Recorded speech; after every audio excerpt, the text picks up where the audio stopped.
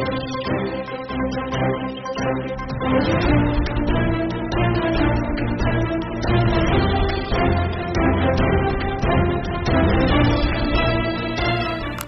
आवाज के प्लेटफॉर्म पे आज मुलाकात कर रहे हैं राडा के प्रेसिडेंट विनय जोशी से। विनय जी, आपका स्वागत है आपकी आवाज पे। जी, आप थोड़ा हमारे व्यूअर्स को राडा के रिगार्डिंग अब थोड़ा इंट्रोडक्शन दीजिए। नमस्कार दोस्तों, मैं विनय जोशी हूँ, प्रेसिडेंट हूँ Rajasthan affordable housing developers association का। राजस्थान वो प्रदेश है जिसने हमारे देश में सबसे पहले अफोर्डेबल हाउसिंग पॉलिसी को लागू किया था और यहाँ पर एक मॉडल बना था जिसके आधार पर पूरे देश में अफोर्डेबल हाउसिंग की शुरुआत हुई थी। ये मॉडल स्टेट है और यहाँ के जो डेवलपर्स हैं, यहाँ पर हम लोगों ने बहुत उम्दा काम करके दिखाया था पूरे देश को कि सस्ते घर कैसे मिल सकते हैं, और जिससे पूरे देश में एक लहर चली अफोर्डेबल हाउसिंग के लिए। और आज पूरे देश में राजस्थान को लीडर मानते हुए, हम लोगों को देखते हुए पूरे देश में अफोर्डेबल कैटेगरी के घर बन रहे हैं, जो कि EWS, LIG और MIG कैटेगरी के अंदर बनाए जा रहे हैं। तो ये सक्सेस रहा अफोर्डेबल हाउसिंग का जो प्रोजेक्ट है, ये कॉन्सेप्ट है, मोदी जी का रहा या कैसे, मतलब इसको आप सक्सेस रेट क्या देंगे? और ये नीड थी आपने एक बहुत अच्छी बात कही मोदी जी की।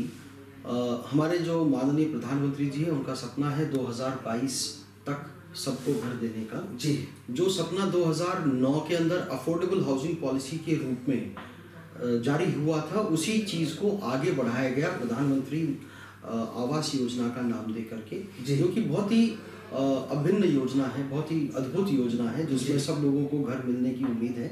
और लेकिन जिस ढंग से मिलने की उम्मीदें थी वो अभी थोड़ी सी कमतर हुई हैं, क्योंकि प्राइमरी सेक्टर लैंडिंग के तहत जिन बैंकों को डायरेक्टली रिटेल सेक्टर के अंदर में घर देना था लोगों को, वो मिल नहीं पा रहा है। और NBFC के थ्रू या प्राइवेट कंपनीज के थ्रू जो फंडिंग की जा रही है वो आम आदमी के लिए बहुत महंगी पड़ती है। तो सरकार को इसके ऊपर ध्यान देना चाहिए। सस्ती रेट के ऊपर सरकार सब्सिडी तो दे रही है 2,67,000 रुपये तक की, लेकिन सरकार को सस्ता लोन आम आदमी को कैसे मिले, इसके ऊपर ध्यान देना चाहिए। तो आप ये कहना चाह रहे हैं कि गवर्नमेंट सेक्टर के जो बैंक्स हैं वो इस प्रोजेक्ट पे काम नहीं कर पा रहे या लोन नहीं देना? मैं ये नहीं कह रहा, लेकिन चूंकि हमारे अफोर्डेबल हाउसिंग सेक्टर के अंदर में लोन की राशि बहुत ही छोटी होती है, तो सरकारी बैंकें जो हैं या जो प्राइवेट बैंकें हैं वो भी बहुत ज़्यादा उस पर मेहनत करने की बजाय, क्योंकि वो ये कहते हैं कि उनको 50 लाख का लोन देना ज़्यादा इजी लगता है, उतनी ही मेहनत करनी पड़ती है जितना 5 लाख का लोन हो चाहे 50 लाख का लोन हो। तो वो NBFC की तरफ लोगों को जाने पर मजबूर करते हैं। वो NBFC को फंडिंग करते हैं और NBFC जो है या माइक्रो हाउसिंग फाइनेंस कंपनीज हैं, वो लोगों को फंडिंग कर रही है। तो उसमें एक कड़ी और जुड़ जाने की वजह से जो लैंडिंग रेट है, जो रेट ऑफ इंटरेस्ट है, वो बढ़ जाता है। तो जो लोन का रेट ऑफ इंटरेस्ट है, कहीं ना कहीं अफोर्डेबल हाउसिंग में समझ रहा हूँ नाम ही अफोर्डेबल है, तो रेट ऑफ इंटरेस्ट जब NBFC बैंकिंग का है या दूसरे बैंकिंग सेक्टर का है, तो वहाँ पे भी कोई क्राइटेरिया होता होगा बैंक्स को कि इतना लोन इस सेगमेंट में देना ही देना है। वो क्राइटेरिया है, वो बैंकें जो हैं वो अपनी क्राइटेरिया रिजर्व बैंक को दिखाने के लिए पूरा तो कर रही हैं। ओके, लेकिन वो खुद करने की बजाय उसका मेजर जो हिस्सा है वो NBFCs और नेशनल हाउसिंग बैंक के थ्रू जो माइक्रो हाउसिंग फाइनेंस कंपनीज हैं उनके थ्रू वो प्राइमरी सेक्टर लैंडिंग का जो हिस्सा है वो पूरा किया जा रहा है। जी, तो उनका आपका कहना है डायरेक्ट लोन नहीं देके वो NBFC के? हाँ, तो जो 8.5% के ऊपर में लोन मिलना चाहिए एक आम उपभोक्ता को, जो कंज्यूमर है, जिसकी हैसियत नहीं है ज़्यादा लोन चुकाने की, ज़्यादा इंटरेस्ट देने की, लेकिन मजबूरन उनको दूसरी जगह से फाइनेंस ले करके काम करना पड़ रहा है, जो कि 14% से लेकर के 18% के ऊपर में फंडिंग हो रही है। तो ये प्रैक्टिकली अफोर्डेबल हाउसिंग का जो सेक्टर है उसको कमज़ोर किया जा रहा है या उसकी कमर तोड़ी जा रही है, जो कि ठीक नहीं है। क्योंकि हाउसिंग एक ऐसा सेक्टर है जो कि आपकी GDP में बहुत बड़ा योगदान देता है और आपके एम्प्लॉयमेंट में बहुत बड़ा योगदान देता है।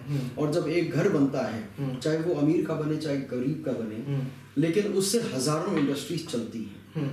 और ये एक फैक्टर ऐसा है जो कि आके इंडस्ट्रियलाइजेशन ग्रोथ को, क्योंकि जब घर बिकता है तो आदमी अपने लिए कार भी खरीदता है, नया इलेक्ट्रॉनिक सामान भी खरीदता है, इवन झाड़ू और पोछा भी खरीदना पड़ता है। नीडफुल प्रोडक्ट, हर छोटी से छोटी इंडस्ट्री से लेकर के बड़ी से बड़ी इंडस्ट्री तक हाउसिंग सेक्टर से चलती है। लेकिन अफोर्डेबल हाउसिंग एक ऐसा सेक्टर है जिसके लिए हमारे देश में बहुत बड़ी जगह है और लोगों को अच्छे, सुरक्षित और सुंदर मकान चाहिए जो कि इसी सेक्टर के थ्रू पूरे किए जा सके। कुछ समय पहले तक अफोर्डेबल हाउसिंग के ऊपर कोई टैक्स नहीं हुआ करता था, लेकिन अब सरकार ने उसके ऊपर भी टैक्स लगा दिया। क्या जीएसटी रहेगा इसमें? 12% जिसके ऊपर जीएसटी है, जो कि बड़ा ही दुखदायक है। सरकार सोच रही है इसके ऊपर में अभी कुछ निर्णय करने के लिए, जीएसटी को कम करने के लिए, लेकिन कम से कम आम आदमी जो अफोर्डेबल हाउसिंग का सपना देखता है उसके ऊपर तो टैक्स नहीं होना चाहिए। तो ये हमारी सरकार से विनती है कि इसको टैक्स फ्री कर दें। तो नाम इसका अफोर्डेबल है तो टैक्स, गवर्नमेंट अफोर्डेबल हाउसिंग के ऊपर में टैक्स नहीं होना चाहिए। जी। नंबर ऑफ यूनिट्स लास्ट जब से ये अफोर्डेबल स्कीम आई है आपके हिसाब से, क्योंकि आप एसोसिएशन के प्रेसिडेंट है इसमें, तो नंबर ऑफ यूनिट्स कितनी सेल हो गई होगी राजस्थान में? नंबर ऑफ यूनिट्स तो आप ये मान लीजिए सरकारी आंकड़े और मतलब सरकारी जो एजेंसीज हैं, हाउसिंग बोर्ड, यूएलबीज या प्राइवेट डेवलपर्स, इन सब की मिलाकर के वो जो डिमांड है उसके अनुरूप बहुत ज़्यादा सेल हुई है। लेकिन सबसे बड़ी समस्या क्या है कि उनको फंडिंग नहीं हो रही है। कुछ यूनिट्स आप बता पाएंगे अगर चाहें तो? राजस्थान में अर्बन और रूरल दोनों सेक्टर में मिलाकर के तकरीबन 10 लाख घरों की डिमांड है रूरल और अर्बन मिला करके। ठीक है। लेकिन उसमें 1 लाख यूनिट भी अगर सेल हुई है तो उनकी प्रॉपर फंडिंग नहीं हो पा रही है। और वो सारे प्रोजेक्ट्स बहुत ही तकलीफ में आने वाले हैं, ऐसा लगता है सिनेरियो को देखते हुए, क्योंकि उनको प्रॉपर अगर रिटेल फंडिंग नहीं होगी, आज के ज़माने में डेवलपर को प्रोजेक्ट फंडिंग की ज़रूरत नहीं है, लेकिन प्रोजेक्ट फंडिंग के अलावा उनको प्रोजेक्ट बन सकता है अगर उनको प्रॉपर रिटेल फंडिंग हो जाए तो। लेकिन रिटेल फंडिंग में बहुत सारी समस्याएं हैं। बात करें रियल एस्टेट में रेरा जो आया है, तो रेरा में कंज्यूमर की साइड से आप कैसे देखते हैं और एज अ बिल्डर कैसे देखते हैं आप इसको? कंज्यूमर साइड से अगर मैं बात करूं तो कंज्यूमर सेक्टर के अंदर में कंज्यूमर तो बहुत ज़्यादा सुरक्षित हो गए हैं रेरा के, लेकिन सिर्फ एक तरफ का सीन देखने से कुछ नहीं होगा। नहीं, किस पॉइंट्स पे कंज्यूमर, थोड़ा ब्रीफ कर दें हमारे व्यूअर्स को कि किन पॉइंट्स पे, किन सब्जेक्ट पे कंज्यूमर सेफ है इसके साथ? कंज्यूमर सेफ ऐसे है कि जहां पर उन्होंने बुकिंग करवाई है जी, वो बिल्डर से डिमांड कर सकते हैं कि हमें आप समय से घर दे दीजिए। टाइम बाउंड है, तो टाइम बाउंड कंप्लीशन करना एक बिल्डर की मजबूरी है। लेकिन मैं अब दूसरी तरफ से अगर मैं आपसे बात करूं, टाइम है, क्वालिटी है, सेटिस्फैक्शन है, वो सारी चीज़ें कंज्यूमर को सपोर्ट करती हैं। लेकिन जहां पर अफोर्डेबल हाउसिंग की मैं बात करता हूं कि आपने किसी एक प्रोजेक्ट के अंदर 5000 फ्लैट बनाने की आपने प्लानिंग करी, जहां पर आपने 5000 फ्लैट बेच भी दी, लेकिन फंडिंग ही अगर 2000 लोगों को हुई है रिटेल फंडिंग और 3000 लोगों को नहीं हुई है, तो आप ये तय मान के चलिए वो प्रोजेक्ट कभी पूरा नहीं होगा। लोन्स की बात करें, लोन्स की फाइनेंस की बात तो आने वाला समय जो है वो बहुत ही सुनहरा मुझे अभी तक तो दिखता नहीं है। अगर सरकार ने सपोर्ट नहीं किया इस इंडस्ट्री को, तो रेरा में भी वो कुछ नहीं कर पाएंगे। अल्टीमेटली सब जगह तकलीफें आने वाली हैं, तो हम लोगों को सबको सावधान होकर के ही प्रोजेक्ट करने चाहिए। बहुत ज़्यादा बड़े प्रोजेक्ट्स को प्लान नहीं करना चाहिए, छोटे छोटे प्रोजेक्ट्स आप प्लान करें, मल्टीपल प्रोजेक्ट्स आप प्लान करें तो वो हो सकता है।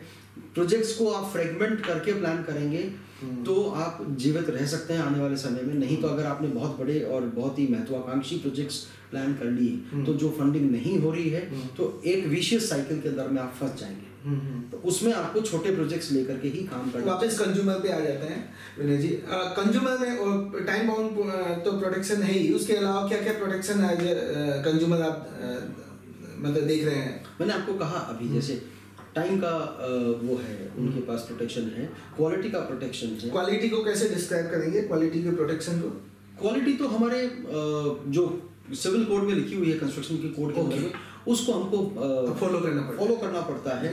हमको डिफेक्ट लायबिलिटी पीरियड है कि हमको अपने डिफेक्ट लायबिलिटी पीरियड को पूरा करना। क्या होता है जनरली ये डिफेक्ट लायबिलिटी पीरियड? जैसे मान लीजिए कि आप कोई सामान खरीदते हैं तो उसमें वारंटी होती है, इसमें आपकी प्रॉपर्टी में कोई भी आप रिटेल में कोई भी आप कंज्यूमर गुड खरीदते हैं तो उसके लिए आपकी एक वारंटी होती है, मिनिमम वारंटी। तो मिनिमम वारंटी जैसे साल भर की होती है, वैसे हमारी भी साल भर की, 3 साल की, 5 साल की, अलग अलग सेगमेंट की अलग अलग चीज़ों के साथ में वारंटी है। तो उसको हम डिफेक्ट लायबिलिटी पीरियड कहते हैं कि इसके अंदर में हमारी जो स्ट्रक्चर है वो खड़ा रहेगा, हमारा जो टॉयलेट है वो लीक नहीं करेगा और कुछ नहीं होगा, हमारी इलेक्ट्रिकल जो वायरिंग है वो ठीक रहेगी। कंप्लीट यूनिट पे होती है, एक्सेसरीज वाइज होती है?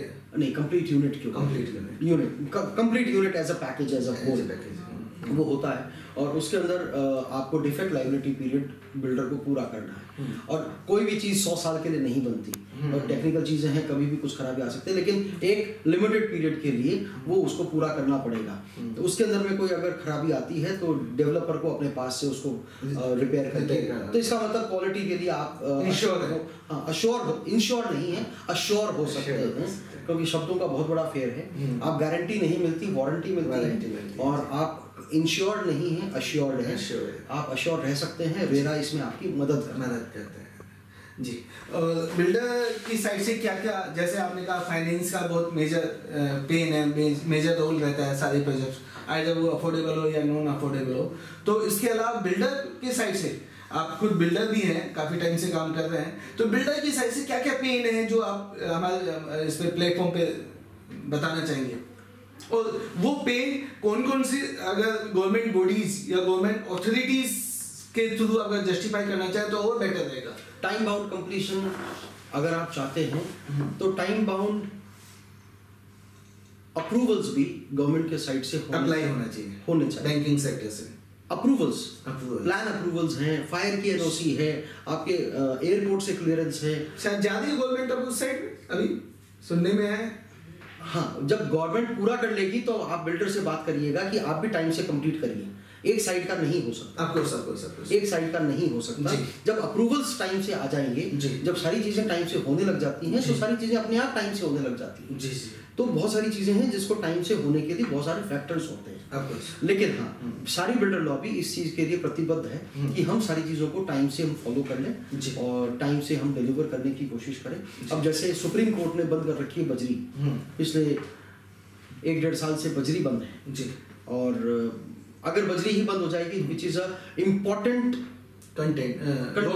Raw material for the building construction industry, so वो अगर नहीं है तो ऑब्वियसली आप ये नहीं कह सकते कि रेरा के अंदर में हम आपकी कोई मदद कर पाएंगे। तो सारे के सारे डेवलपर्स फेल होने की स्थिति में आ जाएंगे, बजरी नहीं होगी तो हम टाइम से आपने बहुत बढ़िया सब्जेक्ट उठाया कि जैसे रॉ मटेरियल मैनेज ही नहीं होता एज पर गवर्नमेंट लॉज के हिसाब से, तो उसको कैसे मैनेज करते हैं कि आउट, मतलब वो टाइम बाउंड का फिर उसमें कुछ सरप्लस होता है, कैसे आप रखते हैं अपने प्रोजेक्ट को? हम लोगों ने सबने रेरा से रिक्वेस्ट करी है कि ये टाइमलाइन सबकी बढ़ाई जाए और सब लोगों ने कोई ऐसी पॉलिसी नहीं डिफॉल्ट कि अगर गवर्नमेंट पॉलिसीज के अकॉर्डिंग कोई प्रोडक्ट अगर डिले होता है तो उसमें अभी तो हमारी स्थिति सबकी एक जैसी है, हम सिवाय रिक्वेस्ट करने के गवर्नमेंट से और कुछ भी नहीं कर पा रहे हैं। रेरा को भी इस बात को समझना चाहिए और रेरा को आगे सॉफ्ट होकर के जितने दिन बजरी डिले हुई है उतने दिन सारे ही सरप्लस हमारी टाइम को बढ़ा देना चाहिए और बैंकों को भी समझना चाहिए क्योंकि अभी फंडिंग नहीं हो रही है। जब फंडिंग शुरू हो जाए तो वो होना चाहिए। और अभी कहीं से भी पैसे जो आने की बात होती है, बहुत सारे प्रोजेक्ट्स सिर्फ राजस्थान में नहीं देश भर के अंदर नॉन फंडिंग की वजह से, क्योंकि बैंकें हैं जो रियल एस्टेट इंडस्ट्री से हाथ पीछे खींचती जा रही है, NBFCs पीछे हाथ खींचती जा रही हैं। अगर इसी तरह से सब लोग पीछे हटते जाएंगे तो कोलैप्स होने की स्थिति में आ जाएगी। हम सब सारे प्रोजेक्ट्स मतलब एक इंडस्ट्री एज अ होल हम स्टेक पर लग जाएंगे। भारत सरकार ने अफोर्डेबल हाउसिंग इंडस्ट्री को इंडस्ट्री का दर्जा दे दिया, इंडस्ट्री इंफ्रास्ट्रक्चर का दर्जा दे दिया, लेकिन किसी भी अफोर्डेबल हाउसिंग को, किसी भी प्रोजेक्ट को आप ये मानिए बड़े रूप के अंदर बैंकिंग सेक्टर से इंफ्रास्ट्रक्चर की रेट के ऊपर में फंडिंग नहीं हो रही है। वो भी अपने आप में कंज्यूमर के लेवल पे हो रही है। वो भी अपने आप में एक बहुत बड़ा दुखदाई क्षेत्र है जो कि दुख का विषय है, क्योंकि बिल्डर हर तरह से अभी परेशान है और इस इंडस्ट्री को बहुत राहत की जरूरत है। तो किस तरह की आपने कभी ये मुद्दे रखे फाइनेंस बैंकिंग सेक्टर में या जो इसमें इससे तहत जो डिपार्टमेंट या गवर्नमेंट बॉडीज आती है तो उनके तहत ये फाइनेंस वाले इश्यूज रखे? ये मेजर रोल पार्ट करता है, मैं समझता हूँ, आइदर अफोर्डेबल हो या नॉन अफोर्डेबल हो। इश्यूज तो हमारे देश की सारी जो बिल्डरों की संस्थाएं हैं वो समय समय पर रखती आई हैं और हम लोगों ने भी सरकार से बात करी है अपने लेवल पे, लेकिन जितनी तत्परता सब लोग बिल्डर से चाहते हैं उतनी ही तत्परता बिल्डर भी कंज्यूमर से और सरकार से आशा करता है कि वो हो जाए, तो फिर जो हमारे पेइंग सेक्टर्स हैं वो खत्म। जी, और कुछ आप हमारे प्लेटफॉर्म पे कंज्यूमर या आपके साइड से कुछ रखना चाहेंगे या कुछ बताना चाहेंगे? मैं तो ये कहना चाहूँगा कि जो मंदी का दौर था वो खात्मे की तरफ है, सब लोगों को घर खरीदने की तरफ आना चाहिए और पॉजिटिव होना चाहिए। इससे ज़्यादा मार्केट और नहीं टूट सकता, जो टूटना था वो हो गया, जो भी करेक्शन आना था मार्केट में वो ख़त्म हो गया। प्रॉपर्टी खरीदने के लिए एक बहुत बढ़िया स्लोगन है, एक बहुत बढ़िया कोटेशन है जो कभी किसी ज़माने में किसी ने दिया होगा, don't wait to buy property, buy property and wait. संपत्ति खरीदने के लिए कभी भी वेट नहीं करना चाहिए। अगर आपको वेट करना है तो संपत्ति खरीदिए और फिर वेट करिए। जी जी, बहुत बढ़िया। विनय जी, बहुत बहुत धन्यवाद आपका इसके लिए, आपने अपने चीज़ें रखी हमारे प्लेटफॉर्म पे, और हम ये उम्मीद करते हैं कि इन चीज़ों को जो राइट अथॉरिटी है वहाँ तक पहुँचाएं और कंज्यूमर भी इन सब चीज़ों को समझें और चीज़ें अच्छे के लिए डेवलप हो। जी, धन्यवाद विनय जी।